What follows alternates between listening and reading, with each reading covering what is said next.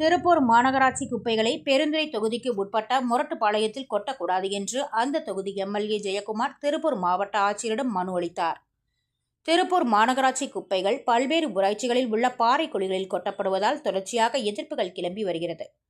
இந்த நிலையில் பெருந்துறை அதிமுக எம்எல்ஏ ஜெயக்குமார் திருப்பூர் மாவட்ட ஆட்சியர் மணிஷ் நாராயணவரிடம் மனு ஒன்றை அளித்தார். அப்போது தனது தொகுதிக்கு உட்பட்ட முரட்டுப்பாளையம் ஊராட்சி புலையன் 388, 155 மற்றும் பெரியபாளையம் ஊராட்சி கிராமப்புறங்களில் உள்ள கைவிடப்பட்ட கல் குவாரிகளில் திருப்பூர் மாநகராட்சி கழிவுகள் மற்றும் குப்பைகளை கொட்டுவதற்கு திட்டமிட்டுள்ளதாக தெரியவந்துள்ளது.